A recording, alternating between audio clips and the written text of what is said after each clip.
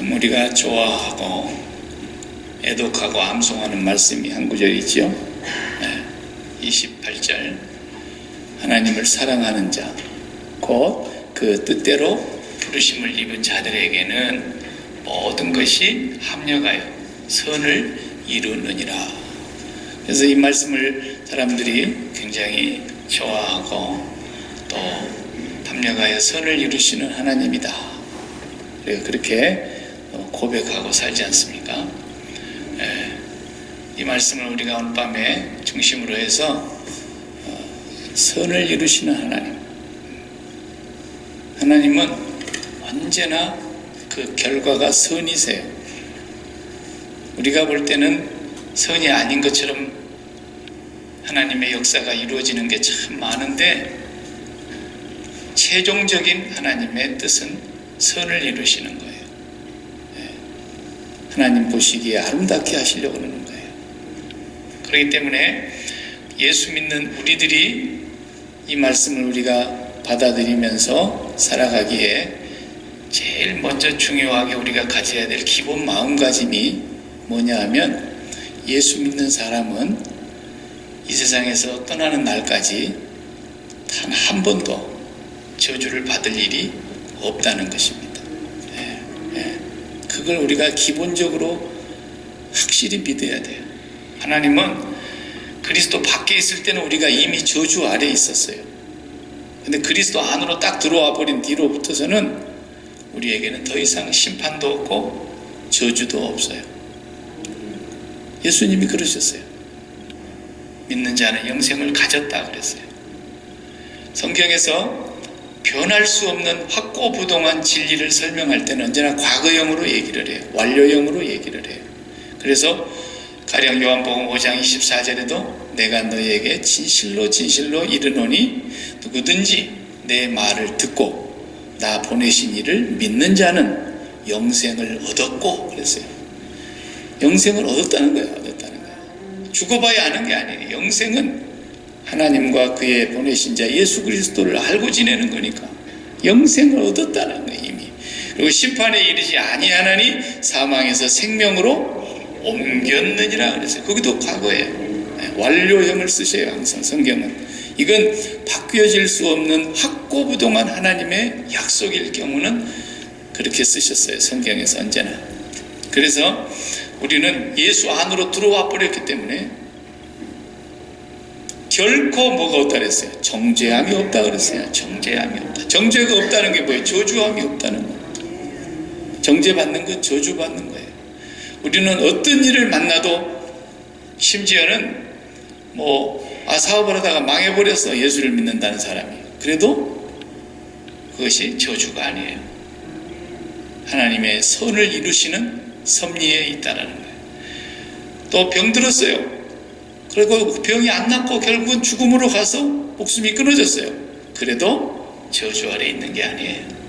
죽음까지도 우리는 다 주님께서 다 해결해 주셨기 때문에, 마귀에게 속아서 사는 사람들이야 일생에 죽기를 무서워함으로 죽음의 종노릇하는 자들이 많이 있지만은, 주님은 그 죽음의 종노릇하는 자들을 도와주시고 해방시켜 주시려고 오셨다 그랬잖아요.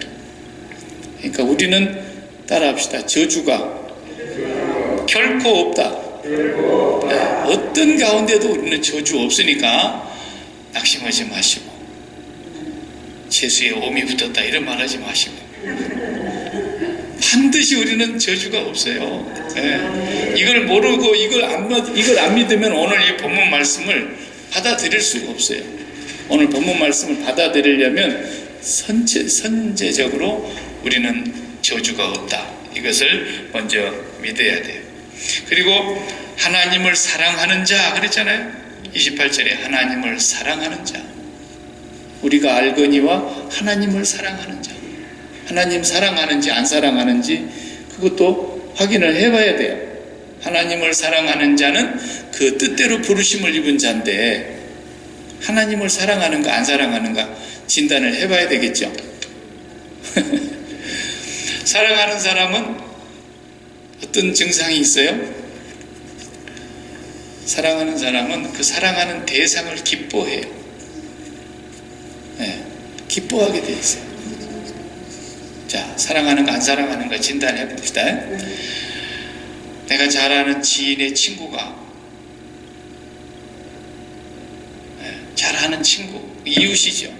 이웃이 아들이 있는데 이 아들이 어떻게 똑똑해가지고 유명 대학교를 수석으로 들어갔어.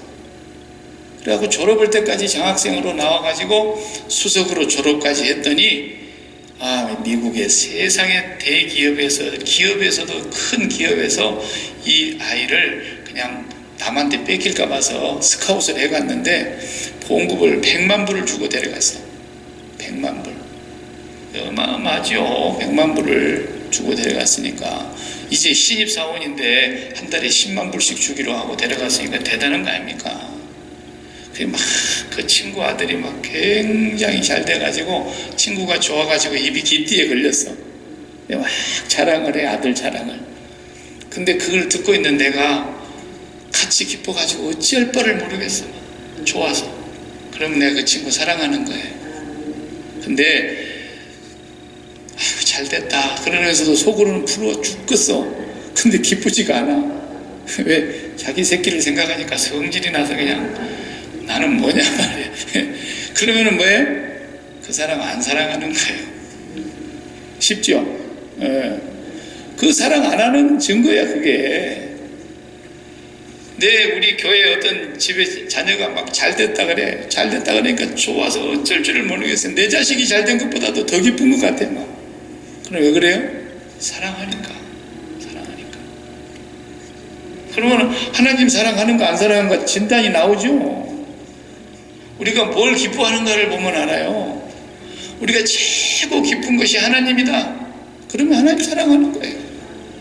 좀 살다 보면 뭐 기분 나쁜 일도 있고 재수가 좋은 날도 있다가 팍팍하게 안 돌아가는 날도 있고 어떤 놈이 가서 성질을 건드려가지고 그냥 오늘사 말고 말이죠. 막 불난 집에 부채질하는 것처럼 그런 일도 있고 사람이 살다 보면 이런 일 저런 일 별일 다 있잖아요. 그런데도 주님을 생각하고 참을 수 있고 주님을 생각하니까 다시 즐거움이 생기고 하나님을 생각하니까 마음에 다시 기쁘고 그러면은 하나님 사랑한다는 증거지 뭐예요. 근데 막 하나님 사랑한다고 말을 그러면서도 주님만 사랑합니다.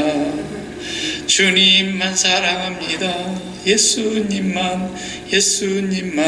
그렇게 막 찬송을 불렀는데 안 기뻐. 안 사랑하는 거예요. 근데 돈이 막 들어와. 아이고 기뻐 죽겠어. 돈을 사랑한다는 증거가 딱 나오는 거죠. 그러면 그러니까 뭘 기뻐하느냐에 따라서 그 사람이 사랑하는 증거예요. 그게. 여러분 하나님 사랑하십니까? 하나님 사랑하신다면 하나님이 제일 우리에게 기쁨이에요.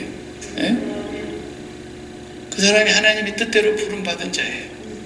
그런 사람들은 모든 것이 다 하나님의 선에 이르게 된다는 거예요. 어떤 일이든지 합력해가지고 모든 것들이 다 합력해서 선을 이룬다는 거예요. 그러면 그 선이 뭔가를 봐야죠. 사람들이 28절만 좋아하고 29절을 안 좋아해.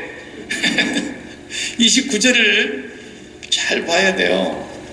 뭐가 선인지. 하나님이 미리 아신 자들을 또한 그 아들의 형상을 본받게 하기 위하여 미리 정하셨으니. 선이 뭐예요?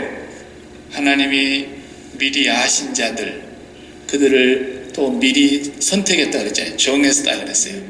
그리고 그 사람들을 어떻게 했나요?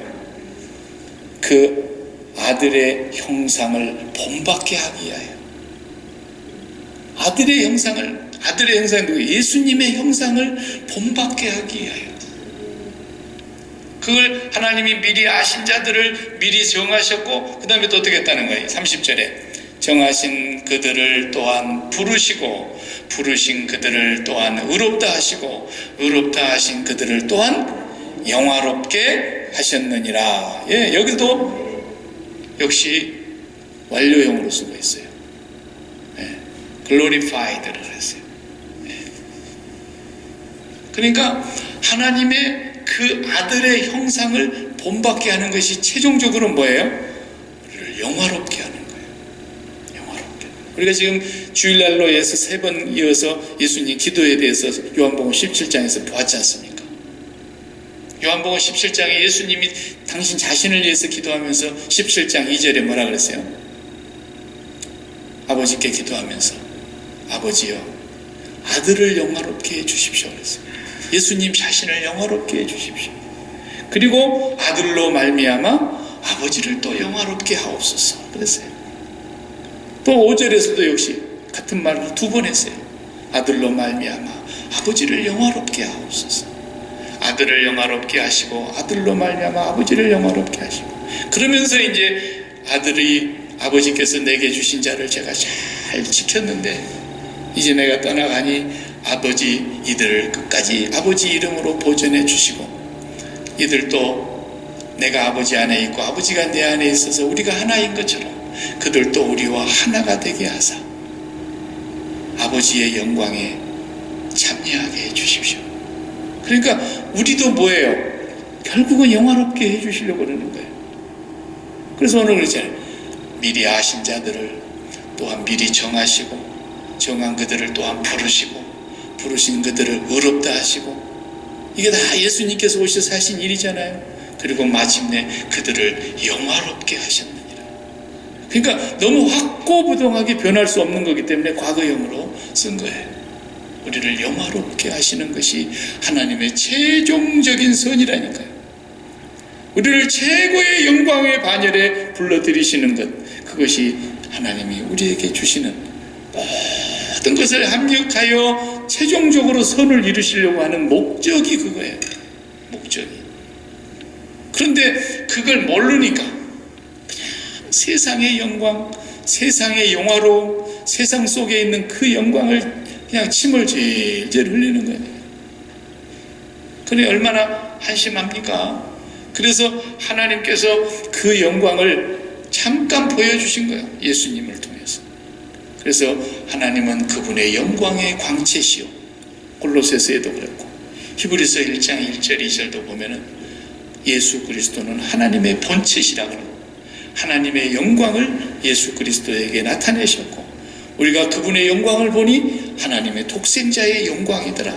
예수님을 통해서 계속 하나님의 영광을 보여주신 것들 아닙니까?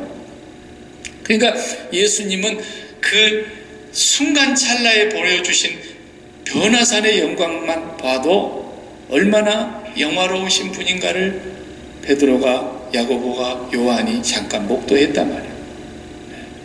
여러분, 이 영광에 이르게 하기 위해서 우리를 영화롭게 하셨어요. 영화롭게. 죽은 뒤에 하나님의 나라에서 우리가 영화롭게 되는 그 모습을 이미 완성해 놓았기 때문에 오늘은 본문에서 우리를 영화롭게 했다고, 영화롭게 할 것이다가 아니고 영화롭게 했다고 말씀하시는 거예요. 되게 이제 선거할 때 보면은 선거 방송 나오죠. 그러면 이제 개표 방송이 대개 6시부터 시작이 되면은 이제 출구 조사를 미리 해가지고 기자들이 누구 찍었습니까? 그러면 이제 이름 밝히지 않고 난 누구 찍었다고 이렇게 하죠. 대략 이렇게 신호를 하나 보면은 출구 조사를 다 해보면 누가 당선이 될 가능성이 높은가가 나와요. 그러면 이제 개표 방송이 6시부터 되면은 바로 TV에서 출구 조사 싹 보여준다고요. 그러면서 이제 1% 개표됐습니다. 2% 개표됐습니다. 개표하면서 이 후보자들이 이제 숫자가 막 이렇게 올라가잖아요. 한참 해서 밤 한 10시쯤 되면은요, 유력 이렇게 나온 사람이 있어요.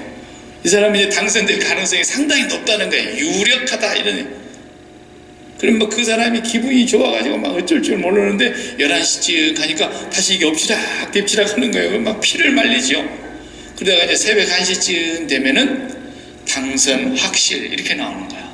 왜냐하면 남은 표 다 까봐도 이 표가 뒤집어지지 않는 숫자가 나왔으니까. 그러면 당선 확실 그런 거예요. 그러니까 당선 확실하면은 그때부터는 어떻게 돼요? 만세 부르고 막 난리 나는 거예요. 그리고 뭐 이제 그 국민들 앞에 감사 인사 준비하고 말이죠. 기자들이 막 그 사무실로 다 달려들고 막 그러잖아요. 당선된 거예요. 그건 당선이 확실하게 된 거예요. 유력하다가 당선 확실하게 됐어요. 그러니까 우리가 뭐예요? 하나님이 미리 아신 자들 이미 그때 우리는 결정 나버린 거예요. 영화롭게 되기로 결정 난 거라니까요. 하나님의 부르심에는 후회함이 없다 그랬잖아요. 하나님의 부르심은 후회하심이 없어요. 내가 그럼 잘못 불렀는데 이놈은 빼야 되겠다 이런 게 없어요. 하나님이 이미 미리 아신 자들로 그들을 택하셨고 그들을 부르셨고 그들을 의롭다 하셨고 그들을 이미 영화롭게 하시기로 결정이 난 거예요. 우리는 그렇게 확고부동한 하나님의 백성이 됐다 이 말이에요. 그렇기 때문에 이런 사람들에게 있어서는 어떤 일이 일어나도 복이라니까. 복. 저주가 없어요. 심판이 없어요. 우리는 복에서 복으로 계속 이어져 갈 사람들이에요. 어떤 일이 일어나든지 그러니까 여러분들이 이 신앙을 가지면 감사하게 돼 있어요. 그래서 범사에 감사하라 그랬던 거예요. 왜? 우리 결론은 하나님이 영화롭게 하시는 최종적인 선을 이루어 놓으셨기 때문에. 그러니까 기분 나쁜 일이 있어도 하나님으로 기뻐하시고 화난 일이 좀 있어도 예수님의 십자가를 우리가 붙잡고 다시 기쁨을 확인하시고 그러면서 범사에 감사하라는 거예요. 감사. 선을 이루신 사건에 창세기에서 가장 드라마틱하고 가장 하나님의 선을 이룬 사건 중에 하나가 창세기에서 나타나는 인물을 본다면 요셉이에요. 요셉이 직접 한 말을 한번 50장에서 읽어보시겠습니까? 창세기 50장을 여러분이 다 같이 펴셔서 직접 요셉이 한 말을 한번 읽어주시면 좋겠습니다. 50장 저도 펴겠습니다.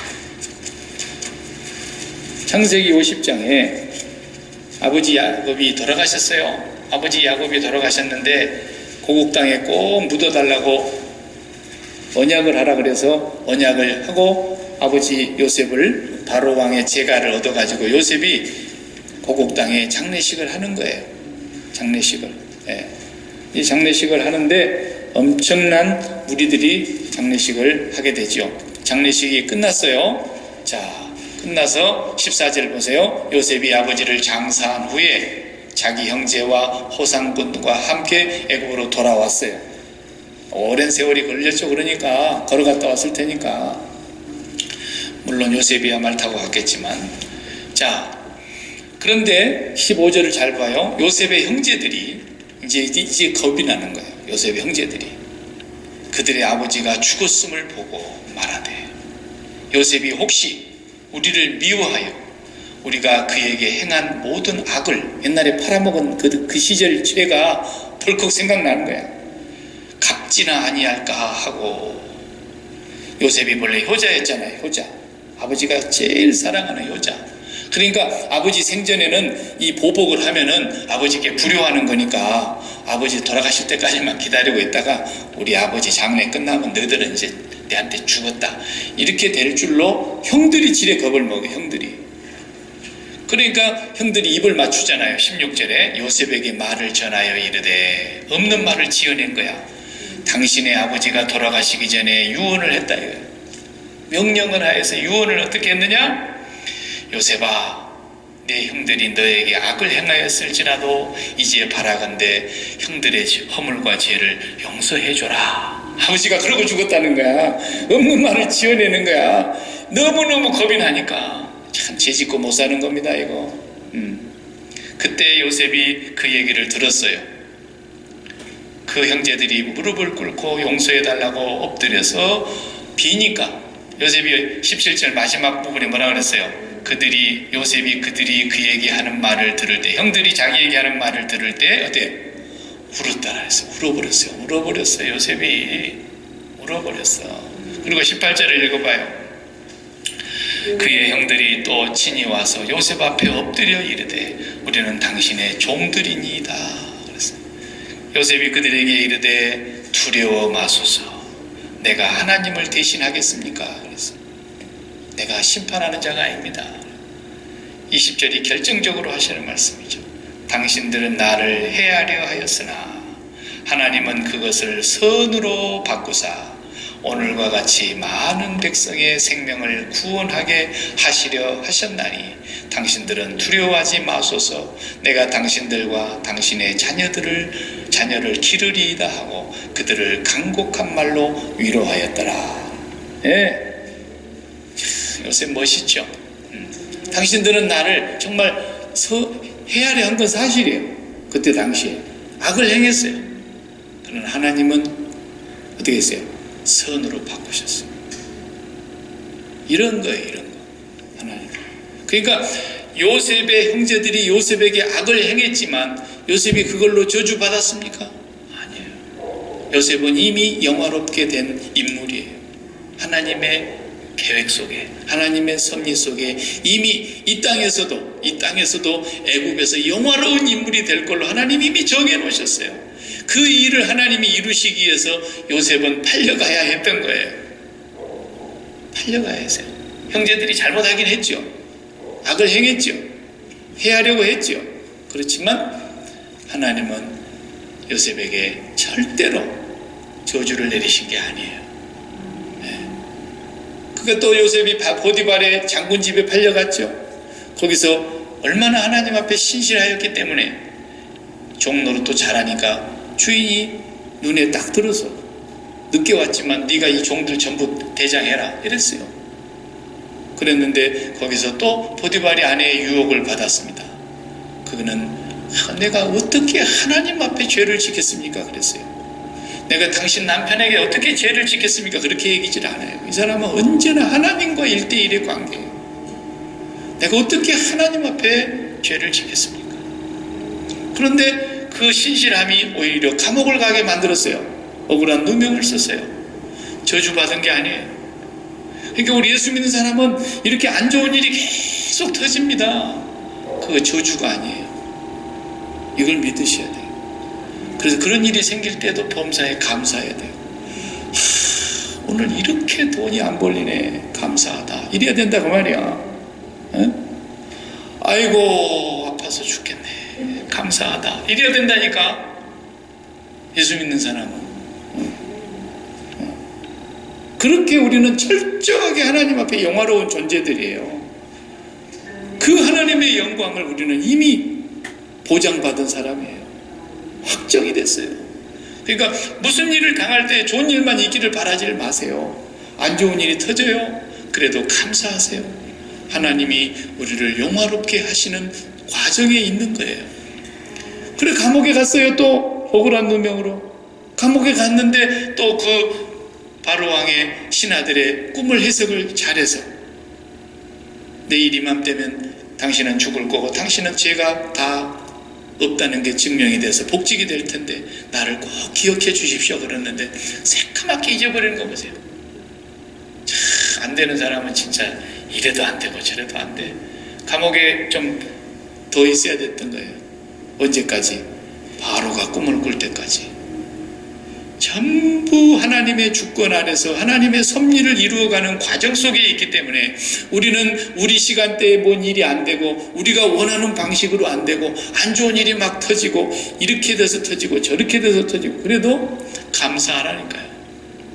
이게 믿음의 사람이 할 수 있는 거예요. 합력하여 선을 이루시는 하나님을 믿는 사람이 할 수 있는 거예요. 그러니까 요셉은 계속 정말 뒤통수를 맞은 것처럼 이럴 수가 없잖아요. 그래가지고 결국은 바로 왕이 꿈을 꿈으로써 그 신하가 생각이 났어요. 이거 해석할 사람은 그 사람밖에 없다. 그리고는 왕에게 그때서 이제 요셉이 생각나가지고 얘기해 준 거예요. 그래서 요셉이 비로소 총리의 자리에 올라가는데 요셉이 집에서 꿈을 꾸고 있을 때 아버지 집에서 채색 옷을 입으며 아버지의 사랑을 독차지하며 하루는 꿈을 꿨는데 하늘의 해와 달과 별들이 11개가 자기 별에게 엎드려 절을 하는 꿈을 꾸기도 하고 이렇게 하는데 굉장한 꿈까지 주시고 정말 요셉이 얼마나 기분이 좋았습니까? 그런데 꿈과는 전혀 엉뚱하게 이 일이 풀리지 않습니까? 노예로 팔려가고 감싸리하고 억울하게 누명 쓰고 그리고 살아가는 이 모든 것은 하나님의 섭리 아래서 선을 이루고자 하심이었다. 여러분이 열심히 벌어가지고 돈을 모아놨어. 조금 내가 나중에 여유있게 살아보려고 저축도 해놨어.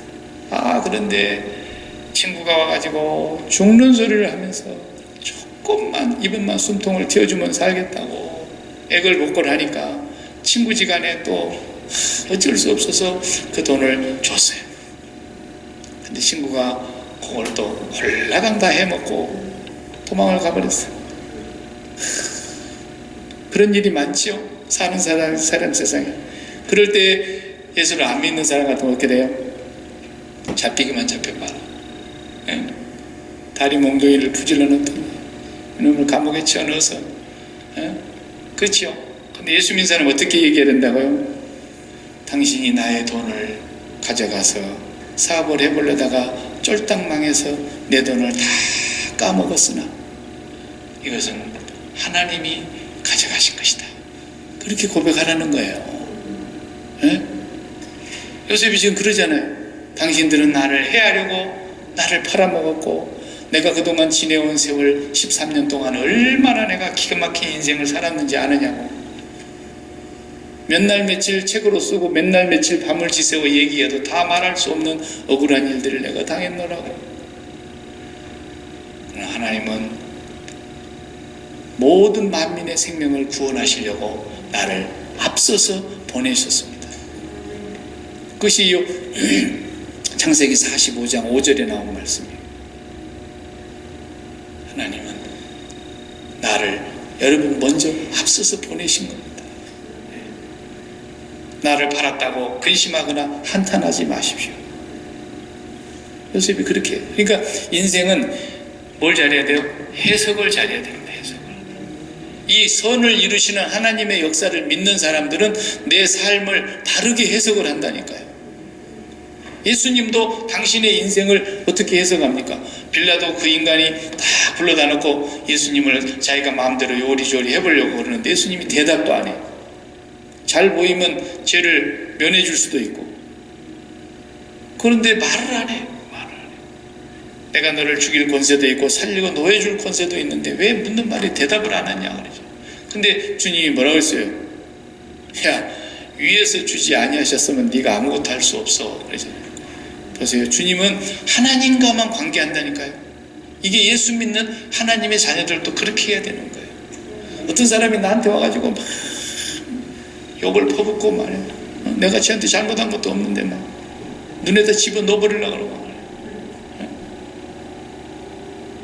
그래도 어떻게 해요?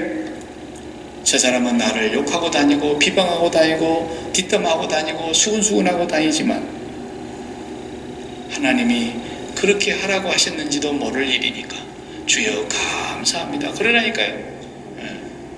다윗이 그랬잖아요. 다윗이 그 바삐 도망을 가는데 아들이 반란을 일으켜갖고 아버지를 죽이려는 그 왕자를 노리는 그 왕자를 내버려두고 막 도망을 가는 와중에 그 빠져나가는 성문을 빠져나가는 뒤에 누가 따라왔어요? 사울 왕의 신하 시므이가 따라오면서 사울 왕에게 충성했던 그 신하가 사울을 얼마나 마음에 두고 살았는지 사울이 망하면서 자기도 망했나 봐. 그래 다윗에게 한을 품고 있었던 거지요. 그 다윗 왕이 도망가는 모습을 보면서 뒤에서 따라오면서 어떻게 했어요? 돌을 던지면서 이 비루한 자여 이 비루한 자여 꺼져라 꺼져라 그랬잖아요. 비루하단 말이 뭔 말이에요? 이 빌어먹으려 말 게 아니라 이 무가치한 자여 이 쓸모없는 자여 그 말이에요. 그러니까 돌멩이를 던지면서 따라와서 욕을 하니까 도망을 가던 그 다윗의 밑에 장수들이 전하 아무리 급해도 저놈은 죽이고 갑시다 그랬잖아요. 저놈 내가 한 칼에 죽여버리겠습니다. 그 다윗이 뭐라 그랬어요? 대도나도 혹시 하나님이 저 입을 통해서 다윗을 저주하라 하셨는지 누가 알겠느냐. 이야 다윗 성군이에요.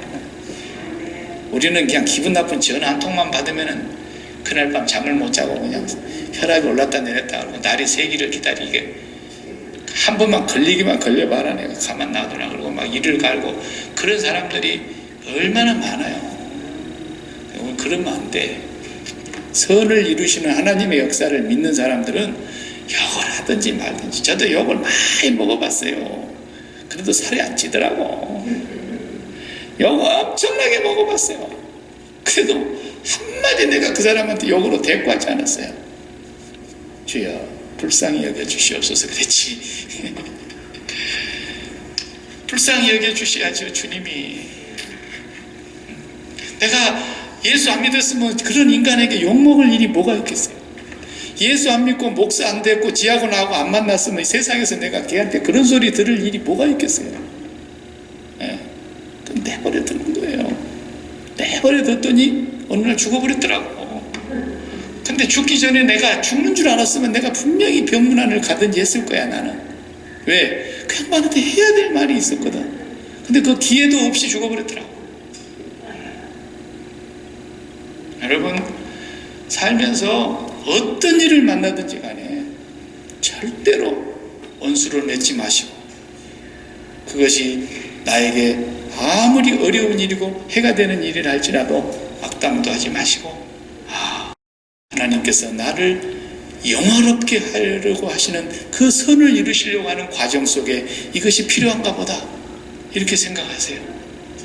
그렇게 하시면 좋아요. 그러니까 우리는 진짜 저 사람이 나 뒤통수를 치네, 그런 말이 있죠. 뒤통수 치는 거.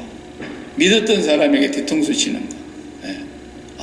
군대 가면서 내 여자친구 좀 잘 좀 돌봐주라. 그러고 갔는데 오니까 둘이 결혼해갖고 살고 있는 거예요. 이거 뒤통수 맞은 거 아니에요. 뒤통수. 믿었던 놈한테. 그런 그 케이스란 말이에요. 하나님 앞에요, 우리가요, 그런 뒤통수 좀 맞으면 괜찮아요. 야곱이 그렇게 사랑했는데 요셉을 갑자기 죽었다 그러니, 그리고 짐승의 피를 발라가지고 와가지고 옷을 바리바리 찢어가지고 아버지 왜 그냥 놔두지, 요셉을 우리한테 심부름 보내가지고 요셉이 오다 보니까 짐승이 먹어버렸더라고. 요셉은 아버지 그 말 듣고요, 아버지 초상칠 뻔했어요. 근데 양식 사러 갔다 왔던 그 아들이 요셉이 살아갖고 애굽에 부통령이 돼 있었디다. 그러니 뒤통수 맞아도 보통 뒤통수 맞은 게 아니죠. 기가 막힌 일이죠. 여러분, 우리는 하나님 앞에 그런 일을 당할 때가 많아요. 진짜 내가 생각지도 않았는데 하나님이 내 뒤통수를 치시는구나, 그러고 생각하세요. 그냥. 그런데 하나님이 뒤통수 치는 거 그거 맞을 만한 일이에요. 맞을 만한. 예수님의 제자들도 예수님께 뒤통수 맞은 것과 다름이 없어요. 그렇게 능력 많으신 분이, 그렇게 하나님의 놀라운 권세를 가지신 분이 마지막 십자가에서 짠 하고 내릴 줄 알았는데 그냥 죽어버리는 거 보세요. 여러분 일생의 모든 노력하고 힘 다 쏟아서, 여러분 정열을 다 쏟아서 일생에 이룬 것을 한순간에 다 잃어버렸다고 한번 생각해봐요. 그게 얼마나 큰 그 아픔인가. 제자들이 그런 일을 당한 거예요. 예수님께 뒤통수 맞은 것과 다름이 없어요. 물론 예수님은 늘 죽는다 말씀을 하셨는데 제자들이 못 알아들은 것이지만은 진짜 뒤통수 맞은 것처럼 어느 날 갑자기 예수님 십자가에 죽어버리니 얼마나 기가 막히겠어요.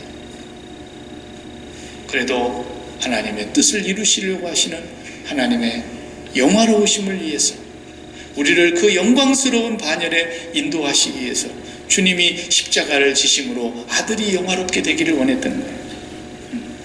전부가 그래요. 사도 바울도 마찬가지예요. 바울아, 네가 그리 가라. 환상을 보여줬잖아요. 마게도냐로 그 사람들이 우리를 와서 좀 도와달라고 손짓하는 걸 봤단 말이에요. 그러니까 하나님이 성령이 그리 가라 하시는 줄로 믿고 갔다 이거예요. 그래서 갔으면은 길이 쫙 열려야 되잖아요.